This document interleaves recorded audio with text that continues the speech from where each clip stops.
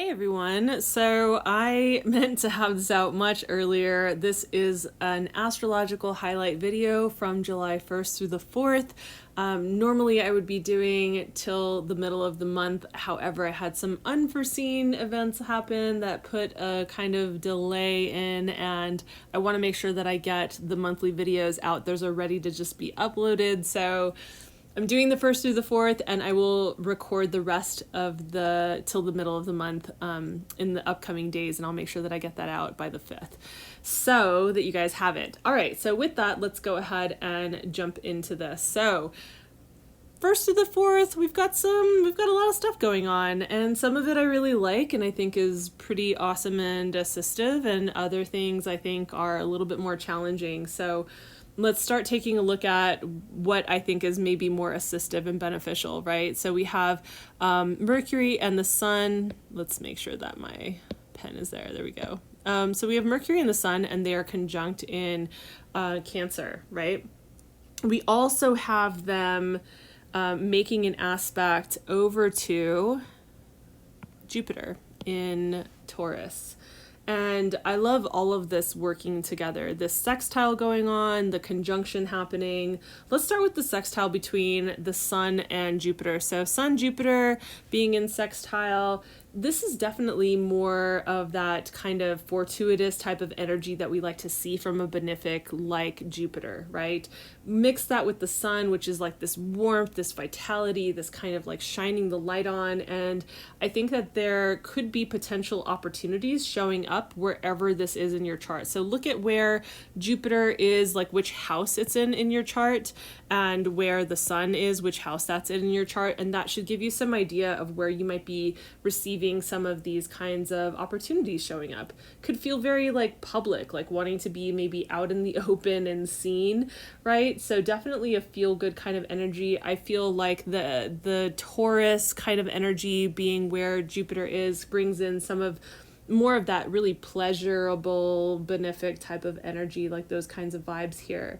So this might be like life feels really generous, and this could be a day where either you're being noticed or you're just feeling like more like you're noticing and feeling more expansive, more hopeful, and just widening your perspective, just feeling in flow, right? And so things might start feeling like they're clicking into place, especially because when we have the Sun and Mercury conjunct like this is definitely a time where messages come through, or messengers come into our experience, right?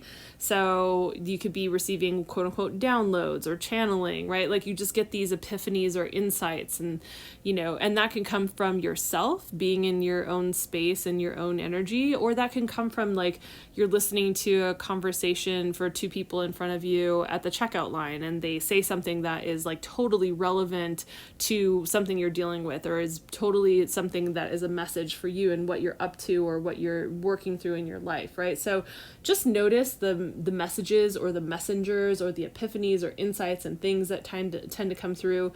You might be feeling some kind of like heightened mental awareness in this space, and because Mercury is involved here, there might be perhaps the desire to be like kind of going all over town. It is a holiday weekend, and so people might be traveling from barbecue to barbecue, or, things of that nature if you're in America, right? And if not, this might be like, you might be just traveling all over town locally to go run different errands, or like going to different events, that kind of a thing. So that's the kind of energy, right? Whether you're doing that physically or not. Again, a lot of this really depends on, much like when we're doing collective readings for tarot, right? It depends on like what's happening in your actual chart. So that's why you want to look at the houses where it shows up, so that you have an idea of how this will manifest and how this energy will manifest in your life specifically for you.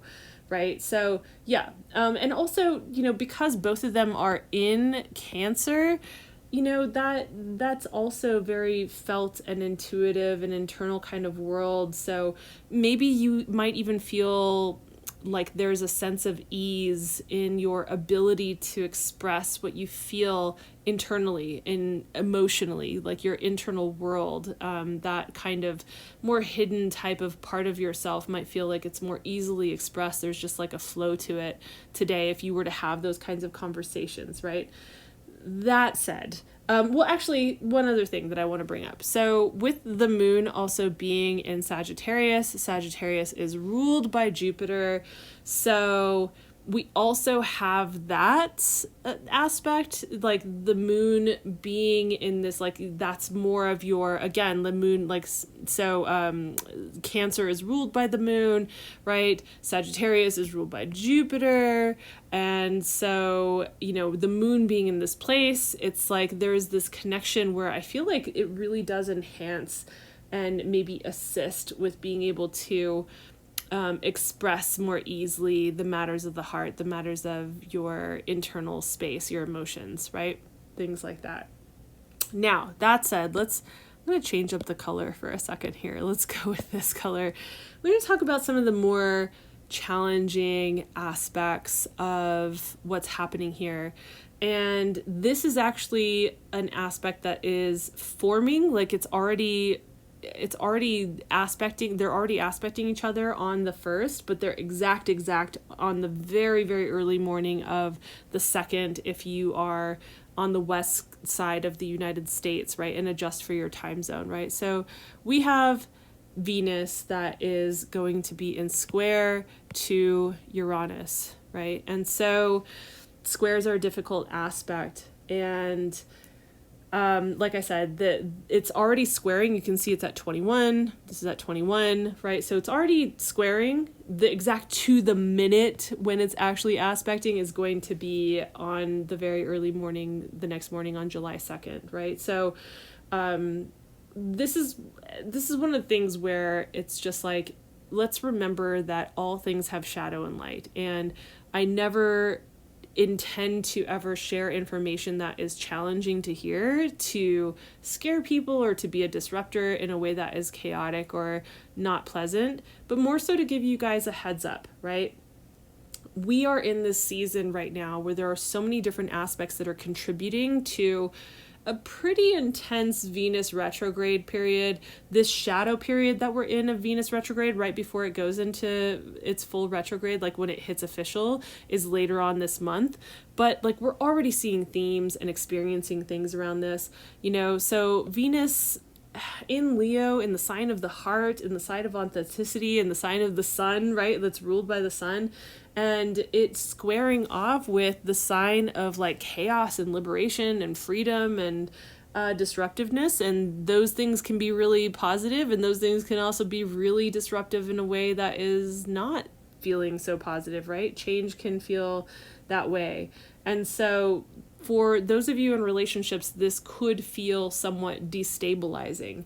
You know, maybe perhaps feeling like a sense of romantic restlessness and feeling the desire to have freedom, like craving excitement and something different and new, like the thrill of the new and shiny.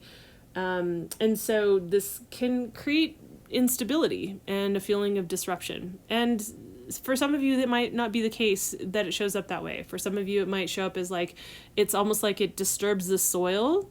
And it shakes it up, and it's like it almost brings things to the surface that need to be looked at. And these are themes to pay attention to, especially if you're partnered with other people in a love match, that you want to pay attention to the themes that are showing up, because once we hit that retrograde, those things are definitely going to be up for review. And so I feel like I really want to give you guys a heads up, because this is, yes, it's in the background. It's definitely like, you know, kind of the undercurrent that's happening on July 1st. It's moving through, it's exact on the morning of July 2nd, and definitely going to be felt all through July 2nd and even a little bit into the 3rd for sure. So, and this is one of 3 times this is going to happen, right? So, not in the next 3 days. I just mean over a period of time, right? So while Venus goes retrograde and comes back and all of that, right? So this is one of 3 times it's going to hit this kind of difficult aspect. And so I just want to kind of put it out there. If you are if there was anything I was going to say about this summer, and like, believe me, I'm saying this for myself as much as anyone else. If there's something I was going to say about this summer, I'd be like, it's not the summer of love. It's the summer of temporary love. If you meet someone right now, I don't know. I'm going to say pretty high chances that I would place bets that it's not something that's lasting. Is that across the board 100%? No, of course not. But is it a pretty high percentage? Yeah. So maybe you're the exception, not the rule. Something to keep in mind if you're single. If you're partnered with somebody or somebodies, I would say that this is a time where, you know, things that feel disruptive are going to rise to the surface, and there's going to be a desire to like maybe book it and like peace out. And I could see this being definitely like it would be out of the, my dear friend John used to say that he noticed that there were breakup seasons that would happen. And I would definitely put this in the category of like a breakup season. Now, does that mean you guys can't work through things? No, it might just be highlighting stuff that needs to be worked through that has been kind of laying in the shadows for too long and needs to be addressed so that you guys can progress to the next level. So it doesn't mean that if you're in a relationship, this is going to be a breakup, but it does mean that it could be like bringing up things that feel disruptive, and that you or your partner could feel like this kind of antsiness and this desire to be like this restlessness about like, I don't know, is this for me? And those are all of the kinds of themes that are brought up with a Venus retrograde, which we're almost in, but we're in the shadow period, which means we're seeing themes of it. So I just want to highlight that. I feel like that's really important. Okay, so another undercurrent piece that I really want to bring up here is that, so recently, right at the end of the month, right, in June, we had Neptune go retrograde in Pisces, and that is now sextile to Pluto in Capricorn, right? And so there is a period of time that we're going to have these energies at play in this kind of undercurrent. Again, it's like this is that background kind of current that's underneath all these things. And I think it just further adds to this time that is up for review. Remember that any planet that is in retrograde means that those themes that that planet represents, the archetypes that that planet represents, are up for review. And so I feel like this is further adding to that feeling of depth that is there for us to look at, right? Things that are percolating in the background and has the potential to be deeply transformative in terms of you know, what happens in our lives on these like bigger scales, right? When we're talking about these outer planets, we are looking at things that are just very outer scale, larger than life kind of feelings, right? And definitely more collective too. I would say anytime you have outer planets like this, you may not necessarily detect it or be able to feel into it or touch it or see it exactly for yourself. It may not be exactly clear. Maybe you see this playing out more as an overarching theme over the next couple of months or so, right? Because this is something that's going to be an undercurrent into early to mid-fall, like around that time. So, you know, and again, you know, Venus being in shadow and about to go into retrograde fully, it's just been such an intense buildup to this that I just feel like this is going to be profound, right? I think that this is going to shift us in ways that are profound that we can't quite know yet. And also, in a way, I think that we, in a lot of ways, quote unquote, know more than we might want to admit to ourselves, maybe more than we want to admit to ourselves because of a sense of knowing that there are certain things there that might be really uncomfortable for us to acknowledge and to be present with, right? As transformation can go. So, you know, these times could be really beneficial, though, for those of you who are open to and wanting to experience entheogenic ceremonies and experiences, and to access those like higher inner states of consciousness, and to access your intuitive like internal states in a really powerful way. And you know, I want to make sure that I say here that I am not acknowledging and encouraging, nor am I not acknowledging and encouraging experimenting and exploring those realms. However, I do think that it is wise to do your due diligence, do your research, make sure that you are connecting with people who have experience and who are well vetted and grounded in their approach, not chaotic and messy. So that's one thing that I just would like to add here. I think it's important to say. And again, like that's a personal choice that I certainly would not want to have any influence over. I more so say that because I see those themes being very relevant here in terms of like deep transformation, and also this realm of like, Neptune being at home with Pisces, and just like it being in retrograde, these areas of altered states of consciousness and spirituality and like internal worlds, and like those things are definitely up for review. And so again, that's something that's going to play out over the next few months. And I just want to kind of presence it here because it's like, I can feel it more than I can like maybe explain it, but it's so potent and it's so much of a buildup. And we've been experiencing it from the moment that Venus moved into Leo. And since then it's just been like building and building. And I've just noticed over the last even 3 weeks of Venus in shadow being so intense with the themes that are coming up. Like I thought, oh, I don't know, maybe this Venus retrograde, not going to be such a big deal for me in my chart. I looked at my chart and I only looked at it after I started to experience some really intense themes coming through. And I was like, what the hell's going on? So just so you know, it's like, I think that this is really potent for a lot of people. And I mean singles and relationships alike. I think there's a lot up about our values and about the way that we relate to each other that needs to be just, have some awareness around. So with that, so that's like July 1st, yes, and July 2nd, and it kind of like moves some of this energy, some of the undercurrent energy that I was talking about with this square, and then here with this energy is going to be moving into the 3rd. So let's move on to the 3rd. All right, so we come to July 3rd, and we've got the full moon in Capricorn. I didn't realize I didn't have that up. There we go. So full moon in Capricorn. And it's also opposing Mercury in Cancer, and we have it making a nice trine or a nice sextile over to Saturn in Pisces, and then we have it making a lovely trine over to the benefic Jupiter in Taurus. So let's break this all down, right? So there's some things about this full moon that I think will be assistive. I really do, especially because of that energy I was just talking about, right? Like we will just barely be coming off of this square between Uranus and Venus that I was just talking about, right? 1 degree off, we're still feeling that energy. It's decreasing, but we're still feeling it, right? So we're definitely still feeling it on July 3rd, that energy is carried through. And certainly the undercurrent energy that I was talking about just now with like the, retrograde between Neptune and Pluto. So with that, I feel like there are some grounding and stable, maybe stabilizing is a better word, aspects that come into play here.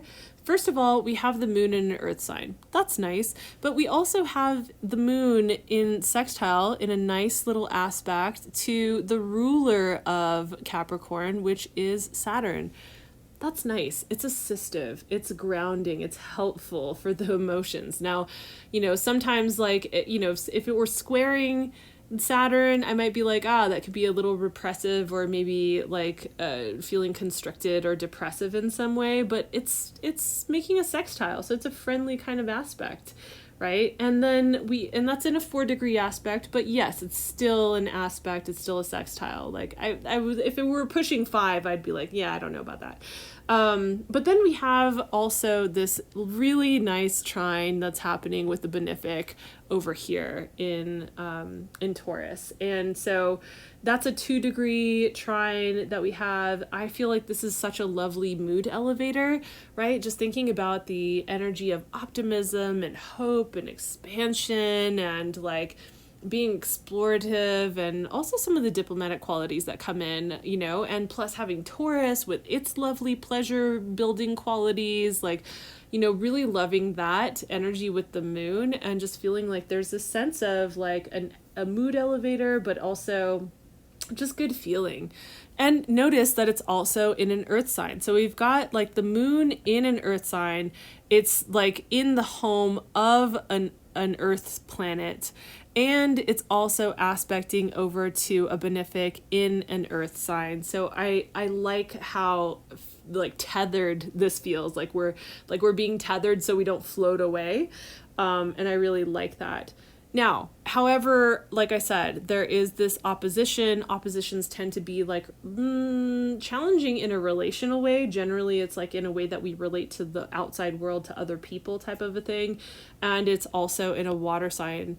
So maybe for some people that can add a little bit of a charge, right? But this can have our emotions kind of feel like they're at odds. Like picture the full moon, right? Like in its fullness, right? Because this is a full moon. It doesn't look crescent like this, right? It's a full moon, and all of its pregnant fullness is opposing, that huge energy is opposing Mercury over here in the sign that is the home of the moon, right? Cancer is where the moon likes to be. It's where it wants to be at home, and they're in opposition. And so I think that our emotions can maybe feel like they want to override our mental clarity and could throw a wrench in the works, right? There could be tension in communication with our family or with people who are like in our close inner circles, right? So you might want to watch yourself, watch your impulse to let your words just kind of like fly from your mouth. From a place that is emotional without pausing for reflection.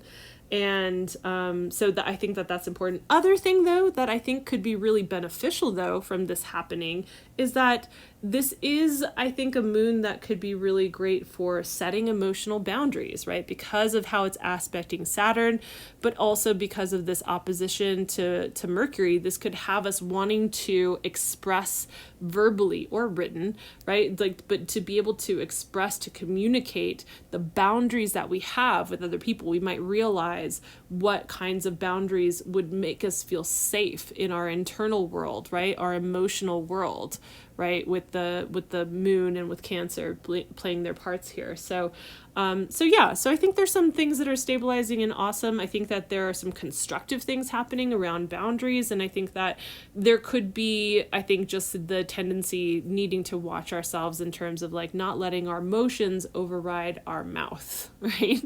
So this energy being carried into July 4th, I will say that July 4th, while I'm not yet an expert on the world astrology in terms of like the birth chart of like the United States specifically, I've started to really kind of dive into that. There are certain things that are echoing the actual birth chart of the United States and where the planets are placed on July 4th. And so that's just something that I think will be an interesting kind of bookmark, something to note for July 4th. So I wanted to mention, yes, this is from July 1st to like really July 3rd, but also just kind of including a little bit about July 4th and saying like, hey, I don't know exactly what's going to happen that day specifically. I feel like a lot of these themes are carried into the 4th, but I'm more interested in what it looks like to have a chart that is very similar to the birth chart, quote unquote, of the United States, being that I live here and seeing kind of like what kinds of things play out. So if you have noticed some things already, if you do notice some stuff that happens, feel free to comment. Like I do want to start building this channel in a way where we start to have some discussions here that are cool and interesting. Please be respectful as much as possible of other people's views and perspectives to the best of your ability if you do comment. And I hope that this was helpful. I hope that this was insightful. I will finish out to the 15th of July. That will be in a separate video. So I just wanted to make sure that it didn't get any later in the day and I got this out again. Like I had some unforeseen circumstances come up, just like minor emergency things that had to be taken care of. So that's why this is coming out a little bit later than intended. So I hope that this provided some insight. And if it did, please consider giving the video a like and subscribing, hitting the notification bell so you don't miss any of the videos on the horizon as I continue to put out content and build this channel. So thanks so much for your time. Thanks for being here. I'll see you in the next video. Bye.